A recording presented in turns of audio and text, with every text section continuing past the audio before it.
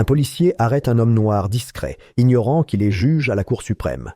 L'air froid de la salle d'audience Cisa était lourd de tension, s'installant dans les fissures du silence comme un épais brouillard. Le murmure des papiers froissés et les murmures étouffés cessèrent lorsque les portes à 2 battants du fond s'ouvrirent en grinçant. Les têtes se tournèrent, d'abord subtilement, puis toutes d'un coup. Un homme noir d'âge mûr, silencieux, entra, vêtu d'un costume bleu marine qui semblait absorber la lumière plutôt que la refléter. Il avançait sans précipitation, chaque pas précis mais sans hâte, son attitude calme, détachée, digne même, comme un homme qui aurait parcouru ce couloir plus de fois qu'on ne voudrait le compter. Aucune annonce de sa présence, aucune fanfare, juste le bruit sourd de ses chaussures sur le linoléum usé. Il descendit l'allée des bains, les yeux fixes, l'expression indéchiffrable. Et pourtant, personne dans la salle d'audience ne savait qui il était.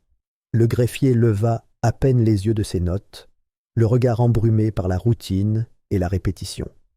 Le procureur, Daniel Griggs, un homme blanc aux larges épaules, aux cheveux lissés en arrière et au sourire narquois permanent, railla l'audace de l'inconnu de s'asseoir au dernier rang, sans y être invité, sans le reconnaître. Et le juge Raymond Halvorsen, qui siégeait sur ce banc depuis plus de 25 ans, son marteau en faveur de ceux qui savaient graisser la patte, ne prit pas la peine de cacher son dédain. Ses lèvres se retroussèrent d'un dégoût subtil, comme s'il avait senti la défiance dès qu'elle pénétrait dans sa salle d'audience.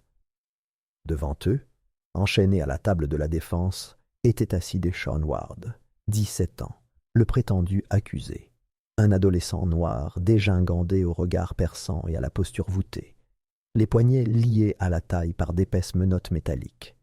Son visage était meurtri, et pas seulement par une semaine de détention.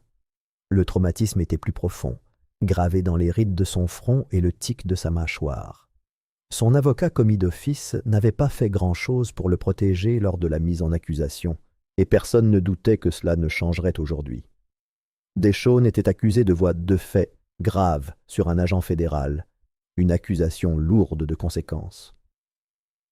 Mais ce que le tribunal ne voulait pas entendre, ce qu'il balayait d'un revers de main, c'était que Deshaun n'était intervenu que pour protéger son jeune frère, un garçon handicapé qui avait été jeté à terre lors d'un contrôle non provoqué par l'agent Alan Brookshire. Brookshire, la prétendue victime, n'était pas présent ce jour-là. Il n'en avait pas besoin. Son influence subsistait dans les dossiers scellés, les images de caméras corporelles truquées et l'absence opportune de témoins impartiaux. Il était le neveu du sénateur de district Malcolm Brookshire, un homme connu pour sa mainmise sur la politique locale et ses faveurs en coulisses. Personne n'osait remettre en question l'histoire d'Alan, surtout quand cela risquait de démanteler tout un réseau de corruption tissé dans le tissu politique et judiciaire de la ville. Le tribunal savait que le garçon était innocent. Ils le savaient tous. Même l'huissier, qui refusait de croiser le regard de Deshaun, semblait porter le poids de la complicité. Mais ici, dans cet endroit, la vérité était une marchandise vendue au plus offrant, et la famille de Deshaun n'avait rien à troquer. Le juge, le procureur, le système, ils ne s'intéressaient pas à la justice. Ils s'intéressaient au contrôle. Et réduire au silence des garçons comme Deshaun était une routine. L'homme silencieux au fond, cependant, ne détourna pas son regard vers le juge ou les avocats. Il observe Deshaun avec une immobilité troublante. Son regard parcourut la posture de l'adolescent, sa respiration, la façon dont il serrait la mâchoire chaque fois que Griggs parlait. Ils ne se reconnaissèrent pas. Deshaun n'avait jamais vu cet homme auparavant. Mais quelque chose dans la présence de l'étranger fit que le garçon se redressa un peu, comme attiré par une gravité qu'il ne comprenait pas entièrement. Les gens commencèrent à chuchoter. Certains supposèrent qu'il s'agissait peut-être de l'oncle de Deshaun, venu de l'extérieur, ou peut-être d'un avocat à la retraite appelé pour le conseiller. Mais personne ne devina la vérité. Ils étaient trop distraits par l'assurance avec laquelle le procureur Griggs se leva pour prononcer son discours d'ouverture. Il se déplaçait comme un homme dont le verdict était déjà écrit, sa voix résonnant dans la salle d'audience avec une inquiétude performative, il dépeignit Deschênes comme un jeune violent, une menace pour la sécurité publique, quelqu'un qui n'avait aucun respect pour les forces de l'ordre, ni pour l'ordre public. Il évoqua un long passé de délinquance, dont aucun ne put être prouvé. Son dossier reposait sur une simple vidéo de caméra corporelle, opportunément corrompue, et sur le témoignage d'un policier qui avait refusé de comparaître, invoquant un traumatisme psychologique. Julius Moore, l'avocat commis d'office de Deschênes, était un homme usé par le système. D'âge mûr, fatigué, perpétuellement accablé par une charge de travail 3 fois supérieure à celle qu'il devrait avoir. Mais il essaya.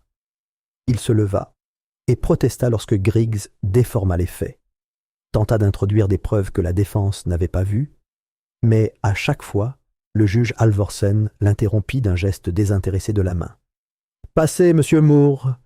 répéta le juge, encore et encore, jusqu'à ce que les objections cessent complètement.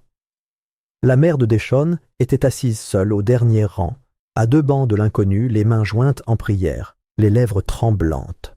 Son espoir avait commencé à s'estomper depuis des jours, lorsqu'elle avait compris que ce tribunal ne s'intéressait pas à la justice. Son Église avait organisé des veillées. La communauté avait défilé. Mais rien de tout cela n'avait d'importance ici. La salle d'audience était isolée de la compassion, de la réalité. Ici, la culpabilité était décidée avant même le premier coup de marteau. Lorsque la suspension fut enfin appelée, la tension dans la salle ne se dissipa pas. Elle s'épaissit. La salle se vida lentement, chacun passant devant l'homme silencieux sans un regard. Mais Julius Moore, vaincu et voûté, se dirigea non pas vers la sortie, mais par un couloir plus calme qui menait au fond du palais de justice. Quelque chose dans le regard de l'homme lui était resté en mémoire. Il ne l'avait jamais vu auparavant, mais il y avait quelque chose de familier, d'imposant. Des heures plus tard, dans le silence d'un restaurant tranquille, Julius se retrouva assis dans une banquette en vinyle rouge, le regard plongé dans une tasse de café rassis. L'homme était déjà là à son arrivée, un dossier sous le bras. Sans un mot, il tendit la main par-dessus la table et glissa l'enveloppe scellée vers lui. Julius la fixa, hésitant. L'homme ne sourit pas, ne donna aucune explication. Il regarda simplement Julius et dit que lorsque viendrait le moment de combattre le feu par la vérité, il saurait quoi faire de ce qu'il contenait. Julius ne l'ouvrit pas encore. Mais cette nuit-là, il ne put dormir. L'enveloppe resta sur sa table de nuit, sa présence plus assourdissante que n'importe quel bruit. Il se souvenait de chaque fois qu'une affaire comme celle de Deschênes lui avait échappé, non pas faute d'avoir essayé, mais parce que les murs étaient trop hauts, les mains tirant les ficelles trop invisibles.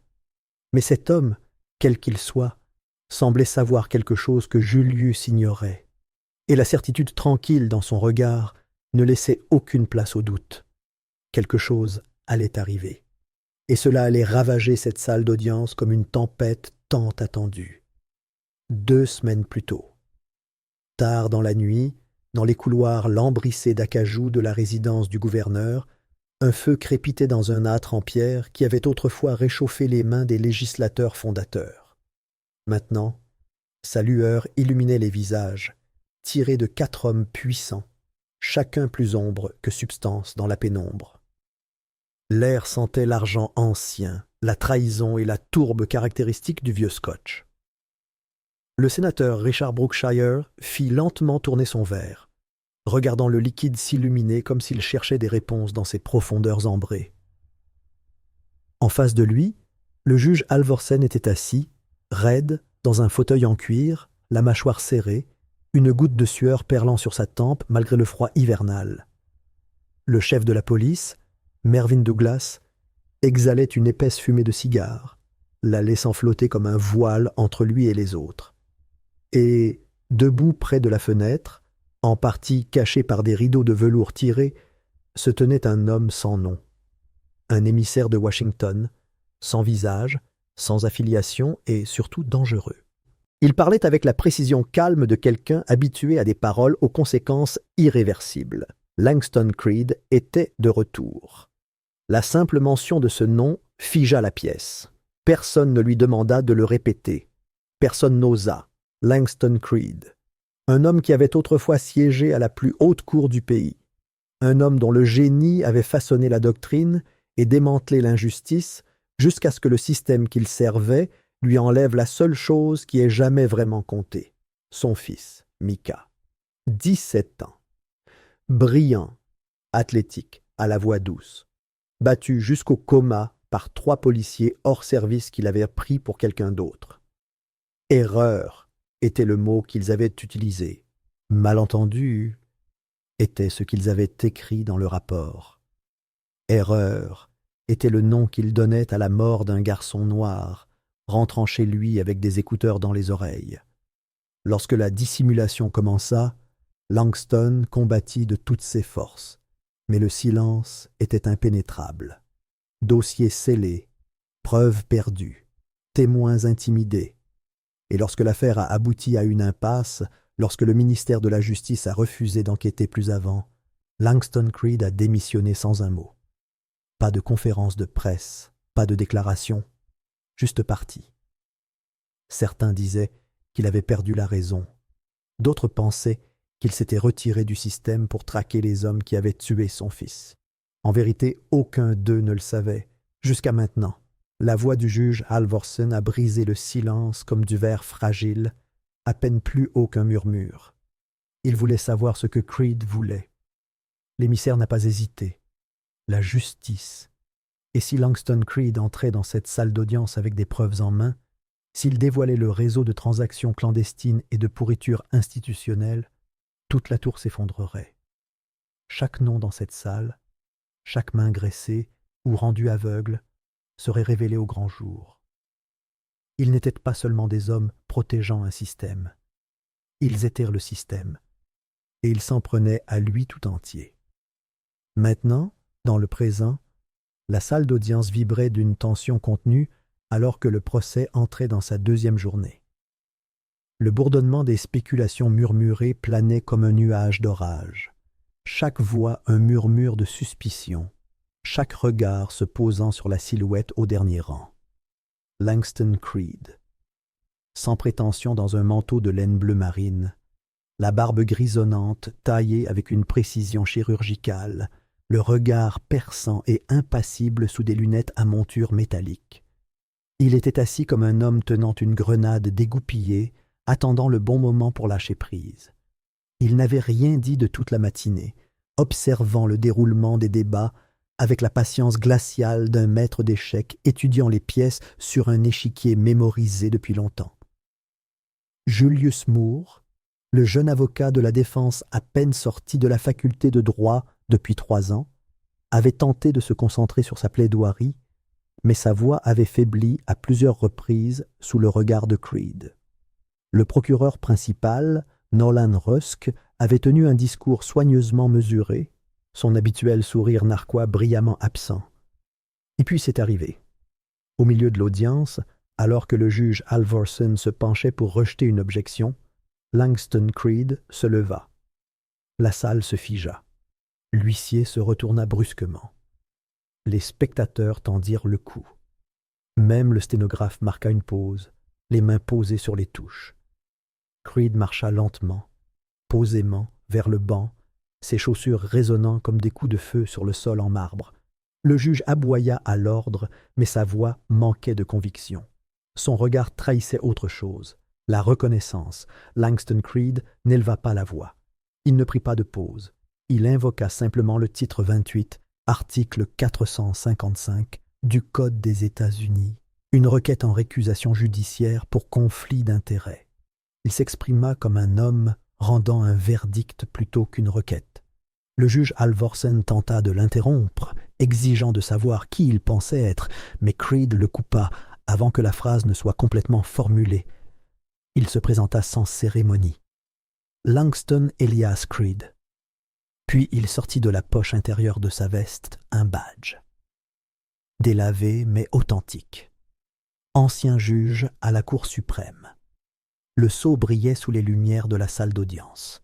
La suite se déroula comme un effondrement au ralenti. Il nomma les accusations, faute professionnelle du procureur, partialité judiciaire, obstruction politique.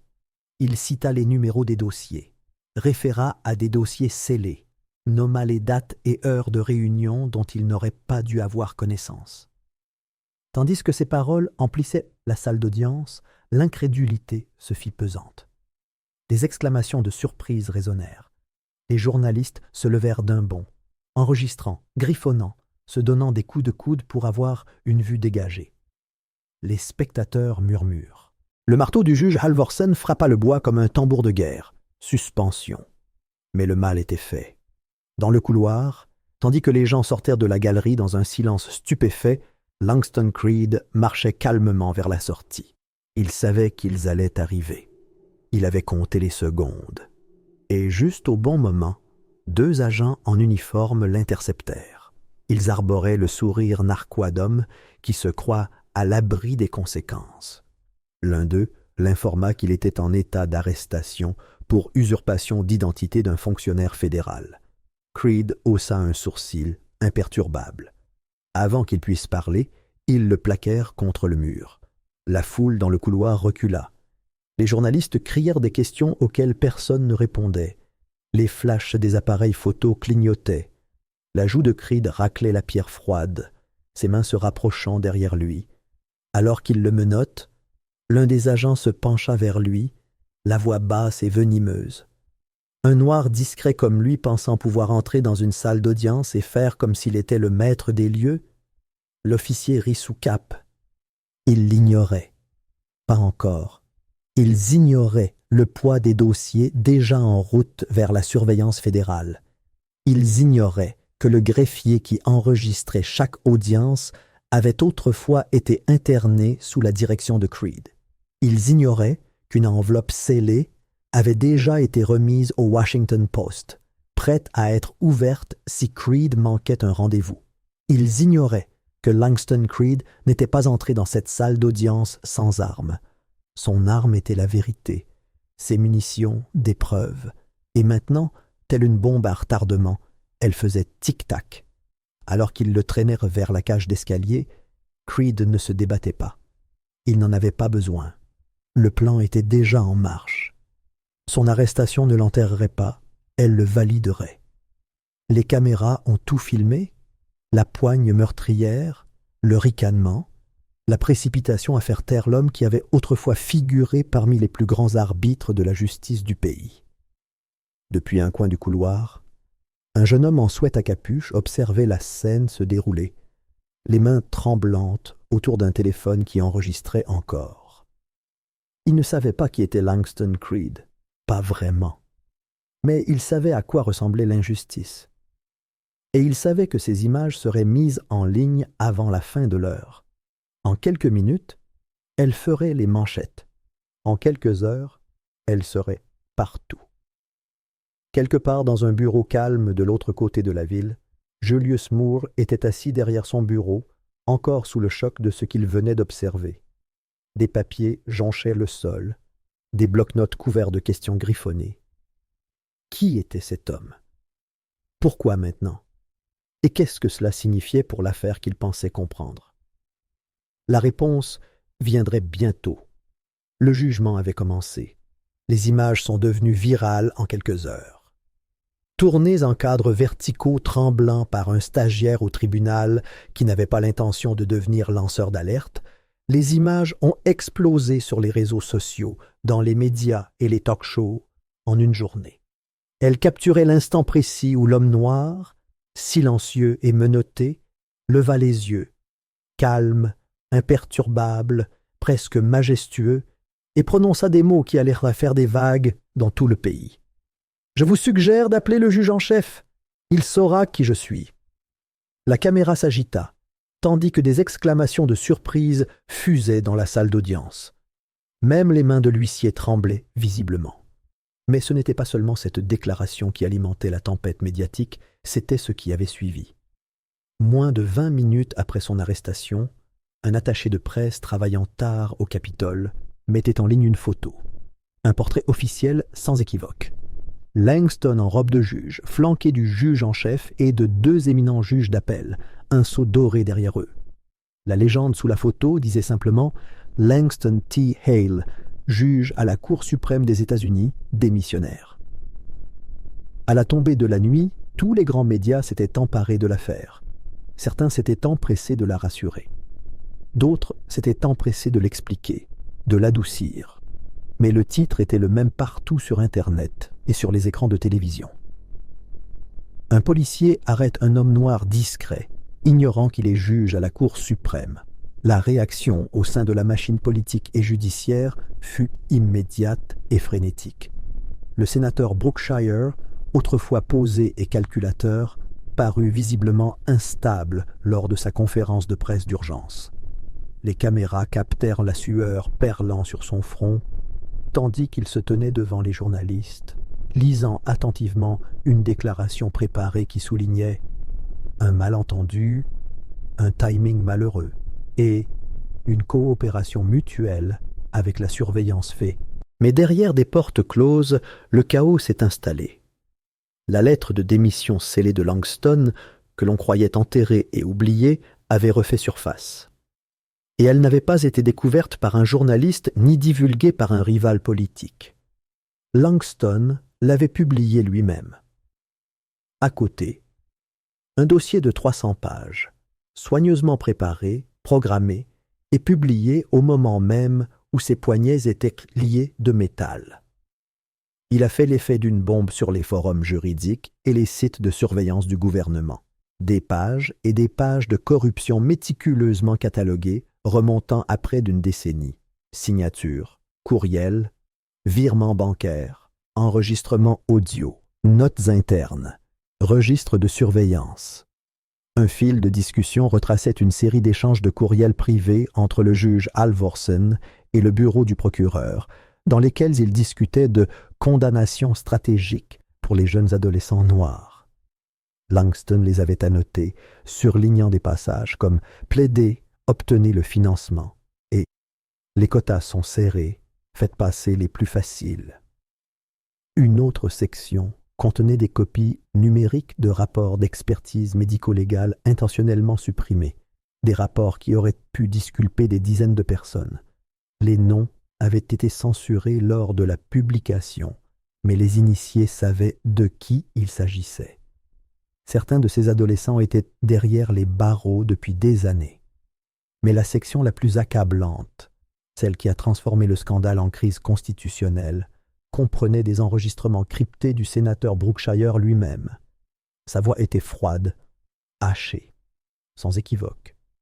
Sur un enregistrement, il exigeait la suppression d'un clip de caméra corporelle montrant un policier tirant sur un garçon non armé. « On l'enterre ou on perd le financement », disait-il. Sur un autre, il menaçait de suspendre les nominations judiciaires à moins que certaines décisions ne lui soient garanties. Le dossier Langston ne se contentait pas de révéler la corruption. Il mettait en cause tout un système, et cela a fonctionné. Le ministère de la Justice, déjà sous le choc d'une récente surveillance, a réagi rapidement. En 48 heures, une surveillance fédérale d'urgence a été déclarée sur le procès d'Eshawn Carter. Un juge fédéral de circuit de haut rang, le juge Emory Keating, connu pour sa réputation d'impartialité et sa longue expérience dans la lutte contre la corruption institutionnelle, fut transféré par avion en détention préventive. L'accès au palais de justice fut interdit aux forces de l'ordre local pendant toute la durée de la procédure. L'équipe d'accusation initiale, déjà entachée par ses liens avec Brookshire et Halvorsen, fut licenciée dans l'attente de l'enquête. Julius Moore, l'avocat de Deshawn, se tenait enfin dans une salle d'audience libérée des contraintes politiques, raciales ou des menaces discrètes proférées derrière les portes du tribunal. La présence du juge fédéral assurant un ordre fragile mais nécessaire, Julius saisit l'occasion.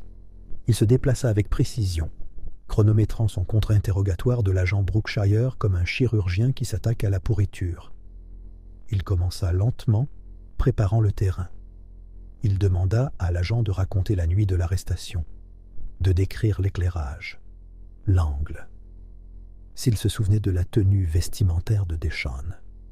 Au début, Brookshire répondit avec une aisance acquise, mais Julius présenta ensuite les images de sécurité, inédites, obtenu d'une station-service voisine dont la caméra avait filmé l'intégralité de la rencontre en angle latéral. On y voyait DeShawn immobile, les mains tendues, tandis que Brookshire hurlait de façon inaudible et tirait avec son taser. Brookshire cligna des yeux. Ses lèvres se pincèrent. Julius ne s'arrêta pas. Il évoqua les incohérences du rapport de police, les orodadages qui ne correspondèrent pas, les 47 secondes manquantes de la caméra embarquée, le fait que l'agent Brookshire ait affirmé que DeShawn avait tendu la main vers sa ceinture, une ceinture que, comme le montraient clairement les images, DeShawn n'avait jamais touchée. Puis, Julius se tourna vers la transcription d'un enregistrement de micro-piéton, une autre fuite de la cage de Langston, où Brookshire murmura à un autre agent « Il correspond au profil. Arrêtez-le. » Un silence stupéfait régnait dans la salle d'audience. Cette phrase résonna comme un glas. Langston, de nouveau assis dans la galerie du tribunal, ne portait plus le costume discret qu'il portait lors de son arrestation. Il n'avait pas non plus revêtu de robe. Il était assis dans un blazer bleu foncé, un clin d'œil discret à la dignité, non à l'autorité. Son expression était indéchiffrable, ni fière ni amère, juste concentrée, vigilante. Autour de lui, les journalistes griffonnaient et chuchotaient. Certains tentaient de prendre des photos en douce. Mais une forte présence fédérale tenait le cirque à dés. Le juge-président, Lionel Halvorsen, ajusta ses lunettes d'un mouvement nerveux des doigts. Il ouvrit la bouche pour parler, mais l'agent principal leva un document bien haut, à la vue de tous, un mandat d'arrêt fédéral. Le juge Halvorsen se figea, le visage décoloré. Avant qu'il puisse réagir davantage, 2 agents l'encadrèrent, lui ordonnant de quitter le tribunal. Boone écarquilla les yeux. La salle d'audience, déjà électrisée par le verdict, tremblait d'une toute autre excitation. Un à un, les noms commencèrent à tomber. Le juge Lionel Halvorsen, le procureur Philip Griggs, le chef de la police Mervyn Douglas. Ils furent escortés hors de la salle, menottés, chacun exprimant un mélange d'incrédulité, de honte et de fureur à peine voilée. Les murmures se transformèrent en halètements, les halètements en cris, puis le silence retomba, tandis que le poids de ce qui venait de se passer retomba comme de la poussière sur tous les recoins de la salle. Le système n'avait pas seulement été remis en question. Il avait été complètement fissuré. Dehors, le monde explosa. Les caméras de télévision capturèrent le moment où les agents fédéraux embarquèrent les fonctionnaires déshonorés dans des SUV noirs. Les gros titres hurlèrent sur les écrans. Corruption systémique révélée lors du procès de Ward. Fonctionnaires arrêtés après le verdict. Des images de la salle d'audience fuyaient en ligne, se propageant comme une traînée de poudre. Les manifestations se transformèrent en veillées. La colère se transforma en mouvement. Ceux qui se sentaient autrefois invisibles se reconnaissaient désormais en DeShawn, non pas parce qu'il était un héros, mais parce qu'il avait enduré, survécu et se tenait au cœur de la tempête, sa vérité intacte. Dans les semaines qui suivirent, une interview de Langston Creed fut diffusée à la télévision nationale. Assis dans un studio silencieux, avec en arrière-plan l'image délavée d'un palais de justice, il s'exprima non pas avec fougue, mais avec une clarté solennelle. Ses mots étaient lents, posés, lourds. Il n'était pas venu, disait-il, pour réparer le système. Cela n'avait jamais été sa mission. Il était venu révéler la vérité, pour que les autres sachent qu'il n'était pas fou de croire que la balance était brisée. Il en avait trop vu. Il avait enterré un enfant. Il avait vu des communautés détruites non pas par la criminalité, mais par le poids fabriqué de l'injustice. Et lorsqu'il a rencontré DeShawn, il a vu non seulement un garçon, mais un miroir. Le reflet de chaque personne réduite au silence, oublié et enseveli sous les décombres de l'échec institutionnel. La voix de Langston ne tremblait pas, mais l'intervieweur cligna des yeux pour retenir ses larmes. Dans les salons de tout le pays, des familles ont assisté à ce moment. Pour certaines, c'était la première fois qu'elles voyaient un homme noir parler de douleur et de pouvoir dans le même souffle, non pas comme une contradiction, mais comme une vérité. À la suite de l'interview, une nouvelle enquête fédérale a été ouverte. Des dizaines d'affaires antérieures liées à Halvorsen, Griggs et Douglas ont été rouvertes.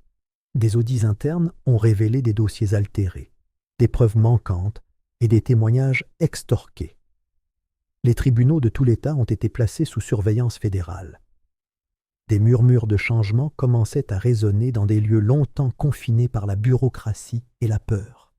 Et au cœur de tout cela, dans un modeste appartement de l'est de la ville, Deshaun Ward se réveillait chaque matin, non pas au son des gros titres ou des défilés, mais dans le calme, dans la lente reconstruction d'une vie autrefois brisée. Certains jours étaient plus durs que d'autres. La confiance ne revenait pas du jour au lendemain. Le sommeil venait par à-coups. Mais il était libre. Et la liberté, après tout ce qu'il avait enduré, n'était pas une mince affaire. Parfois, alors qu'il se rendait à l'épicerie du coin, des gens l'arrêtaient, non pas pour lui demander des photos, mais pour le remercier. Non pas pour ce qu'il avait fait, mais pour ce à quoi il avait survécu. La célébrité ou l'organisation de manifestations ne l'intéressait pas. Il voulait juste respirer à nouveau sans peur, étudier, rire, vivre. Un soir, Julius s'était assis sur le perron avec son fils, le silence du crépuscule s'installant autour d'eux. Ils parlaient peu, se contentant de poser la main sur l'épaule de Deshaun. Ils regardèrent le soleil se fondre à l'horizon, et pour la première fois depuis ce qui leur sembla une éternité, le silence entre eux était la paix, et non l'absence. Dans un autre quartier de la ville, Langston Creed se tenait seul devant un centre de détention pour mineurs fermé, voué à la démolition. Le même endroit où Micah avait été incarcéré, meurtri et menotté à 12 ans. Langston toucha le portail rouillé et murmura le nom de son fils. Ceci était pour lui. Le système n'était pas tombé, mais on l'avait vu. Et cela, parfois, et